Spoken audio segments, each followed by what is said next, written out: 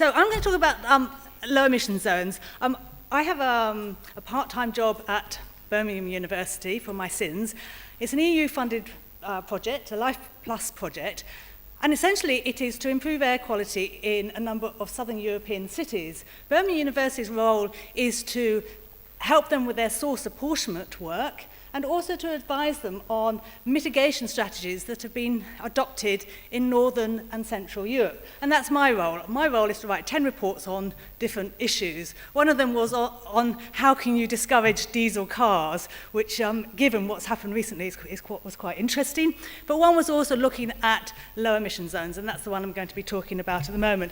The project is led by Javier Quirrell, who's talking tomorrow. Originally, I was going to talk after him, and then I wouldn't have had to introduce the project. That's a brief slide saying what we've been trying to do. So what is a low emission zone? You all know it's a defined area where there's entry restrictions based on vehicle emissions. The first one was established in 1996, which is, almost 20 years ago. There are a large number of them in Europe.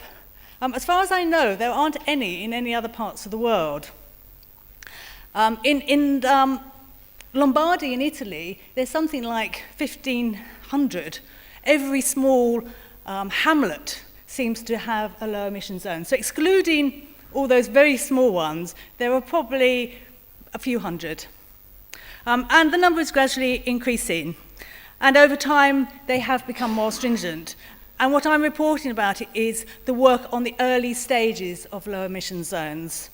They're typically based on the Euro emission standards, but they weren't all originally. So primarily, low emission zones were driven by the need to meet the PM10 limit value. And as we saw earlier, I think Christina's slide said that there were 21 member states who are not achieving the limit value at the moment. So it was driven by PM. And that's the slide she showed earlier for the non-attainment, so I'll go past there. I thought I'd do a little deviation because I started getting interested, and I'm a bit like Jack. We don't have minds that think in single lines. We sort of tend to divert all over the place. About the EU infringement procedure, because we've got 21 nations who are exceeding the PM limit value. We've got 20 nations exceeding the NO2 limit value. Well, what actually is the procedure? We all talk about the EU infringement procedure. Well, I just thought I'd put up a very quick slide summarising it, which I got off the EU website. It's a long-term process. They say that 85% of the cases that they initiate don't actually get as far as the Court of Justice. And when it does get to the Court of Justice, it takes 2 years on average to make a decision. So I'm not sure that the NO2 issue is going to be resolved in the short term. As far as I know, some have been referred. I think there's 6 cases for NO2 have been referred to the court at the moment. That was a little deviation. Another little deviation is we talk about fines. How much are the fines going to be? Nobody knows. But there is a formula that the European Commission has to determine what those fines should be. They're based, so if the UK or Germany have to pay a fine, they'll have to pay a lot more than some other nations because it's based on ability to pay. It's also based on how long the infringement occurs for, from the date when the European Court of Justice actually says that the law has been broken.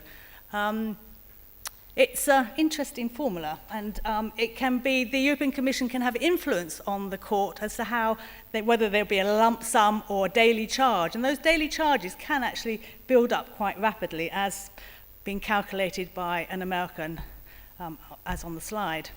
So, Europe's LEZs, this is from August of this year.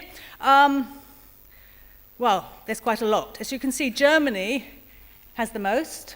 And in the UK, there are actually 5. How many people knew there were 5 LEZs in the UK? I see 1 hand, 2 hands. I think if I remember, and the reason why you don't know is because 4 out of the 5 relate to buses. And they are Oxford, Nottingham, Norwich, Brighton, I think. Is that right? We forget that there are some bus-orientated ones, and I know that York City Council are also trying to introduce a low-emission zone for buses. As you can see here, this is the state as it was in August 2015. The vast majority of low-emission zones really just address heavy-duty vehicles and don't address the issue of cars. And Germany has, right from the beginning, included cars in their low emission zones. And I think that is why it's quite important to look at what's happened in Germany. Have they worked in Germany? And certainly the most data that's available does come from Germany. Oh, can you read that? I can't read it. I have to read it from here, from my own version. So what this slide tries to do, but I think it is too small, is it's trying to summarize, how different these low emission zones are around the world. The biggest low emission zone is the one in London. So there might be more than, I think the London one is 1,800 square kilometers or some huge big number, whereas the others are just single roads. So they are very different in terms of the area. They're different in terms of the type of vehicles that they control. They're different in terms of the Euro standards that they use. I mean, obviously, the earlier ones had much more less stringent Euro standards. The more recent ones have tightened up over time. Some are based on vehicle weight as well as the Euro standards, not just based on the Euro standards. The hours of operations, I mean, the London one is, 24/7, 365 days of the year. Others operate only during daytime, 7 a.m. to 7 p.m. Some operate just during the week. Some operate only in the summer. Some operate only in the winter. So they cover a huge, diverse range of setups. Enforcement, I mean, Jack mentioned, London is very highly sophisticated, automatic number plate recognition, centralized database, an expensive way of operating it, which is why I asked Poppy the question, how much does it cost? £300 million to set up the new one. That sounds to me like quite a lot of money, and certainly there's not many local authorities in the UK who could afford to spend that sort of money. Others, like Germany, they just have stickers. Now, does the stickers work in Germany because the Germans culturally are different to the Brits? Do we like to follow rules? I don't. I don't know about you. If I know there's going to be no enforcement, would I care? Probably not.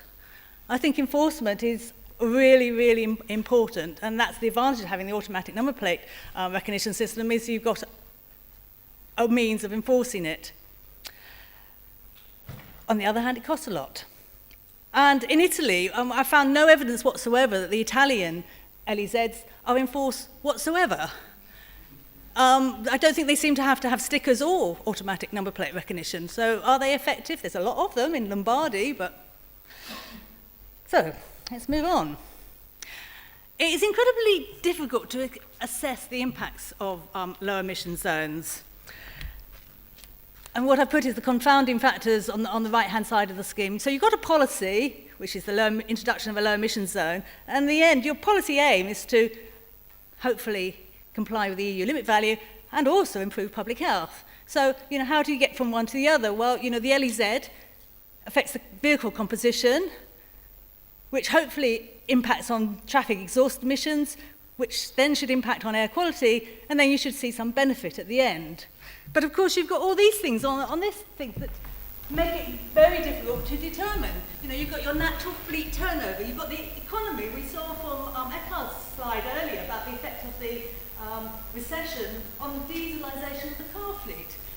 You've got taxation policy, you've got urban traffic restrictions, you've got, the media, diesel versus gasoline, but all sorts of influence on vehicle composition. You've got your traffic exhaust emissions depend on the traffic volume, congestions, topography, etc., etc. I didn't put in there maintenance, but we heard from Eckhard about the failure of the diesel particle filters. You've got meteorology. We all know that the annual mean concentrations of NO2 varies from year to year, not because the emissions change that much on a year-to-year basis, but the weather changes more. So all these things that make it incredibly difficult to actually identify what the impact of a low emission zone is. You get policy measures. Somebody mentioned earlier about in Germany they had a scrappage scheme. You had the reduction of sulfur in fuel, which was mid-200s, taxation policy, all sorts of things going on, other policies at the same time. And one of the examples from Germany of an LEZ, which has been studied quite a bit, they introduced a ban on HDVs in the city centre at the same time as I think 8 months later than they introduced the LEZ. So, you've got so many different things happening at the same time. To actually say an LEZ has done X is not easy. So, German LEZs. It's a national scheme. So we have no national scheme in the UK. Germany has a national scheme. And they have a series of stickers. You have to have every car in Germany, as I understand it, has to have this sticker, whether or not they're in a low emission zone. So for gasoline or petrol cars, they all have to be at least a Euro 1, so that's not a big deal. A green sticker will mean that it will be at least Euro 4, or it'll be Euro 3 with a diesel particle filter. A yellow sticker is Euro 3, etc., and the red sticker is Euro 2. Nearly all the most recent list of the LEZs that I saw a couple of months ago shows that most of them have now turned over to the green sticker, so it's Euro 4. And what is different about Germany to most other LEZs is that they have introduced it for cars as well as vans and heavy-duty vehicles. In London, when they were considering setting up for the London LEZ, there was a huge amount of concern that the public would find it unacceptable if cars were introduced, even though they knew that the emissions benefits would be much greater if they included cars, but it was a political decision made not to include them. The German LEZs also tend to be a bit more stringent than in other countries. And if you don't comply, you get an £80 fine. So there is in Germany there is some enforcement, and you get a traffic penalty point. So this is a result of a range of studies that have taken place. The studies are not comparable in any sense. They look at different things, they've used different statistical methods, but it just gives you a feel for how variable the different results are, even for the same cities.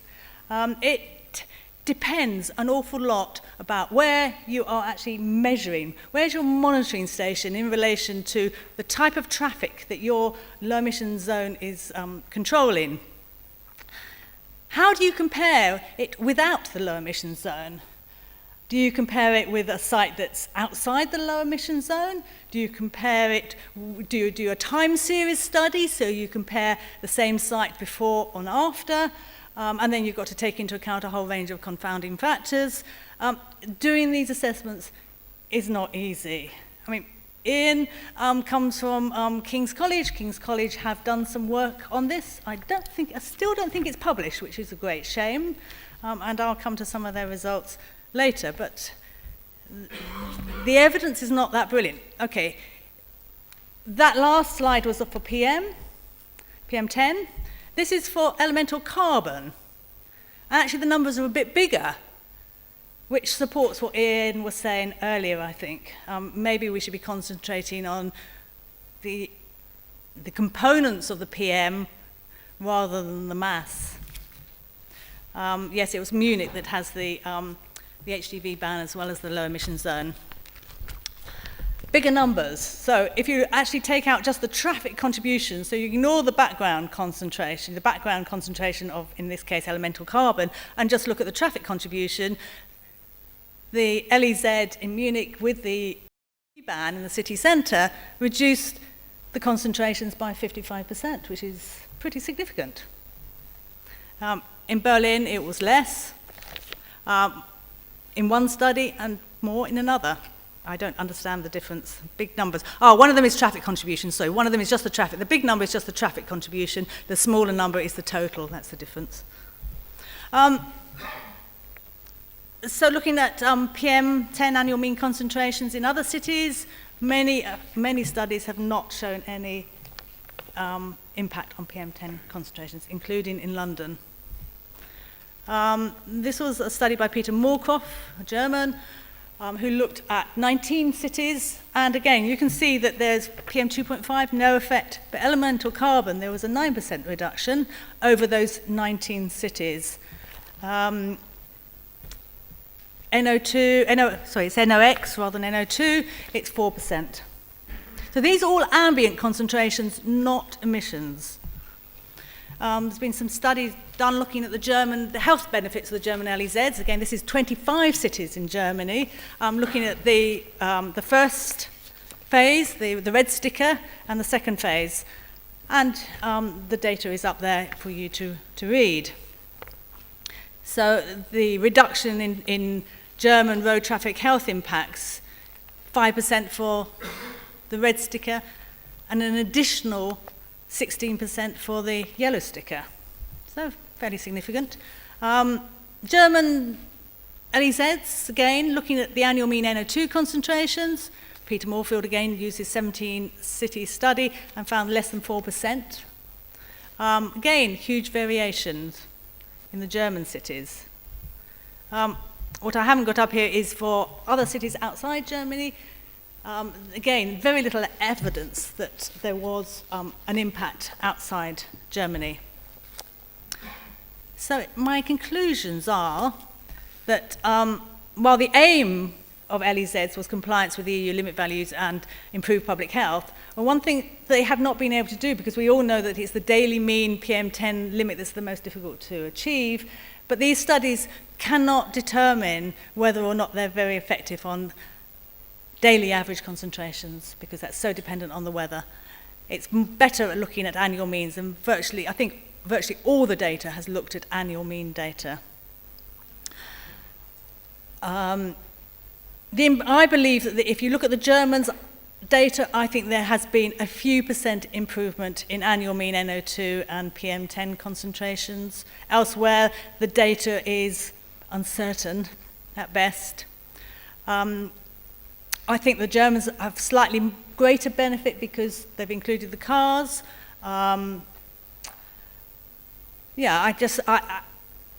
We also need to remember that the emission standards have become more stringent. If you've got a low emission zone, you have to periodically increase the severity of it, because eventually the natural fleet turnover will get you back to where you would have been anyway. So maybe a low emission zone might, in some circumstances, if A, it's stringent enough, and B, covers most vehicles, it might produce some benefit for maybe 2, 3, 4 years.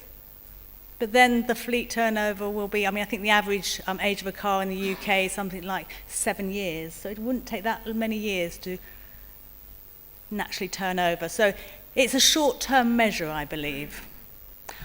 And I think with that, I shall finish.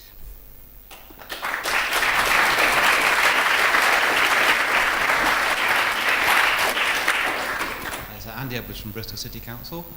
With these studies in Germany in particular, the periods looked at, that's coincided with increased dieselization of the vehicle fleet. So is there some element of, without those LEZs, there would have been a bigger increase in pollution levels? Who knows? What I was doing, I had my science hat on, and I was looking at it very strictly. What does the evidence that's out there say? The evidence doesn't say, hasn't really raised the issue of dieselization, but there was this scrappage program. When was it? About 2009, 10, during the recession. Well, that would have had an impact on it, and maybe that would have had a bigger impact than the LEZ. But the evidence doesn't talk about dieselization of the fleet, per se. Thank you, Jack. Roger Barcliffe. Claire, when you were looking across Europe at these LEZs, did you develop any sense of the enthusiasm, or conversely the resistance to LEZs in a political and economic sense? I wasn't looking at the political sense, I was looking at what does the ambient air quality monitoring data tell us about the performance of LEZs. It was a fairly narrow study, I suppose. So I don't have that answer. But I did find that when Poppy was talking about the improvements of the Central London new ultra-low emission zone, it did remind me of some of the reports I read going back to 2003 and that sort of era before the London scheme was set up, which had very optimistic assumptions. I can't remember off the top of my head what they are, but I'm just a little bit cynical. Sorry, Poppy. Claire, thanks very much. If George Ferguson were here, representing Bristol in our European Green Capital Year, and therefore willing to take risks, do things differently, would you advise him that we should go for a low emission zone, or do something even more dramatic? Ooh, that's a difficult one. I don't think there's evidence that they work enough sufficient for the costs. That's my personal view. Now, that's a rather negative view. So when you see that the DEFRA, in their wisdom, seem to think that the way to get what they call the 8 remaining zones that are not complying or won't comply by 2020, the answer is clean air zones, which I think is the same as a low emission zone.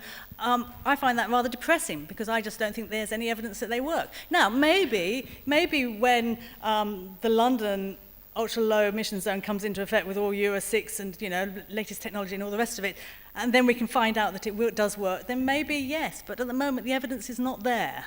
So, but your question was, what should George Ferguson do? I'd like to see him close Park Street, pedestrianise Park Street, and put that wonderful water slide down it permanently. Sorry, that was being facetious. For those who don't come from Bristol, they did close Park Street, which is a hill, a pretty steep hill, and they put a water slide down it. And it was great, where they had water running down it, and you could actually apply to go on this slide. I think there was only 100 people allowed to, much to the great disappointment to many, many people. But that sort of thing is much more fun, isn't it? Rather than the traffic on, even worse, trying to cycle up Park Street. Hi, Kathy Henderson. Given that NO2 is a much more local pollutant, do you have any confidence that new low emission zones will be more effective in tackling that than they have been in tackling PM in the past? I don't have a lot of confidence that they will deal with NO2. I think the problems with NOx emissions, and the DEFRA and the GLA use COPERT, and no doubt have used their version, 4.1, which is the most recent one, but there still remains a number of issues in terms of the way that those emissions model actually, this is probably not answering your questions, and I'm sorry if it doesn't, but there's a problem when you have speed emission curves as your basis for your emissions modelling, because we know that it doesn't quite work like that in reality, especially for NO2. It's much more complex. I mean, for NO2, it's complex because you've got to get the SCR's, got the temperature, the exhaust has got to be high enough to make it work. So that's a bit of an issue, and I don't quite see how speed, well, I suppose if you go faster, then it will warm up quicker, but it's still, a classical speed emission curve doesn't actually address that issue. We also know that it doesn't take into account accelerations. We know that if you look at some of the emissions analytics data, you can see that once you put your foot down on the accelerator, your emissions go up. That's not in the speed emission curves either. So I think we've still got a long way to go to actually being able to model these things fairly accurately in the future, for the future, because you obviously can't measure the future because the future hasn't happened. So we have to model, but we have to get better at it. Did that answer your question? Not really. Yeah. I'm going to tackle you whilst you're here. Your firm makes catalytic converter, these DPF type things, or markets them. Yes. Right. So Volkswagen have got this defeat device that avoids them having to buy your systems. And there's much talk of suppliers and things suing Volkswagen for kit that's not being used or sold or missold. Is this something your company's getting involved with? We're not getting involved. We're not involved in the car market anyway. And sorry, we're not involved in the car market anyway. But we don't think it's actually not having the right kit on the vehicle. I mean, we know from heavy duty that you can have all the right kit on the vehicle, and unless the software is calibrated properly, it won't work. It's not about having the right kit or not. It's about how you calibrate the software to make it work at, low speeds and all those sorts of things that are typical of urban operation. So it is a software problem, from my knowledge, that if you want to actually avoid fuel penalties and all those sorts of things that we believe Volkswagen were trying to avoid, you just calibrate the software differently. You said in the past that truck manufacturers have refused to give you the codes to allow you to use your equipment efficiently. Is that still the case? Yes, we don't have access to the codes to integrate our retrofit systems with the original equipment manufacturer's systems, so we have to run piggyback electronic control so that we can actually run our systems, and that remains the case. Hello, Duncan Laird from Arup. Do you want to ask Jack a question? I was just interested in what you're saying with regards to the almost the cost benefit of doing low emission zones. I've done a little bit of work in this area, and I think the crux of the issue is that there needs to be a payback period for the initial capital investment. And for that payback period to be viable, you have to keep fining people, which means that there's a slight contradiction there, because you want people to fail at a certain percentage all the time, and I think there's a natural tail off of, or alternatively, you have to make the emission standards more stringent to ensure you keep fining people to create the income to pay back the initial capital cost. So, given that issue and the fact that it costs £300 million to do the new one in London, it would probably cost £100 million to do one in Bristol. I really do think there's not a lot of viability in them. Bristol isn't one of the 8 that DEFRA think are going to fail anyway, so we're all right in Bristol. Or actually, is it? No, it's not. No, it's not. Thanks. Yeah. Bristol will fail in terms of the concentrations we measure, but it won't fail officially, is the problem. But that's an aside. I support Claire in being sceptical about low emission zones. Essentially all they're doing is bringing forwards changes that are going to happen anyway. The London ULEZ is based around Euro 6. By the time it comes in 2020, a large part of the fleet in London will already be Euro 6 vehicles, and it'll just bring it forward a few years, a lot of money being spent to gain a few years. But a question, though, for Claire, is that I was wondering if some of the reason that there's no evidence for improvements is that the Euro standards on which the benefits of low emission zones were predicated weren't actually delivering real improvements. So the low emission zone was to go from Euro 3 to Euro 4, and we all have Euro 4. That would reduce emissions by 50%, we were told. In practice, that didn't happen. Is that one of the reasons behind not having any evidence that low emission zones have worked? Well, that applies to NO2, but doesn't apply to the PM. So I think the evidence is also the PM hasn't really made a lot of difference, except for the elemental carbon. And I would say that if your objective is not compliance, but your objective is public health, then maybe a low emission zone is a good idea if all the diesel vehicles have a particle trap on them. So, you know, that is one. You agree? Euro 6 cannot make any significant difference until we will not get a new portable emission measurement system based driving cycle. Euro 6 will not make a big difference in emissions. That is what we already see in the data from David Carswell. Yeah. And yes, in Germany there was strong resistance against any of these low emission zones. I expect, but there are too few numbers. If you quantify the particle numbers instead of particle weight, you will see a much bigger difference, advantage in the low emission zones, which is then very closely related to health effects. Because the particle number is more closely related to health effects rather than the particle weight. But we have very few numbers only. It's not a question, is it? It's a statement.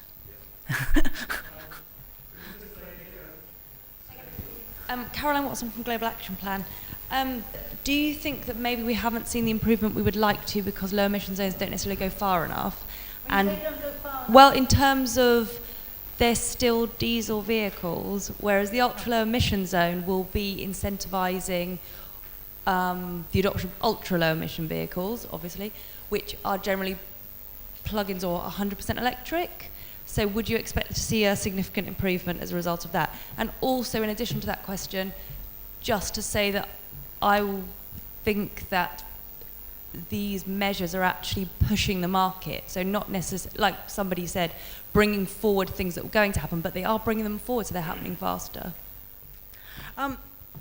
I think plug-in hybrids and electric vehicles would be actually beneficial for air quality. So if a city decided they wanted a low emission zone and they were going to restrict it to plug-in hybrids or electric vehicles, then I think that would be great. On the other hand, we know we're going to hear tomorrow about the experience of electric vehicle sales in Norway, where for 20 years they have had consistent financial and other incentives to encourage electric cars, and I think their sales are something like 6-7% of new cars are electric there. You've got to have a long-term policy that will encourage those. I think we're a long way off getting to a significant number of electric vehicles being sold in the UK, but maybe I'm just a cynic. I've been around the air quality field for too many years, I think. Poppy. Yeah, I should have said the 300 million, that also included the improvements to buses, so that wasn't just the kind of compliance cost. Sorry, I should have been clearer on that.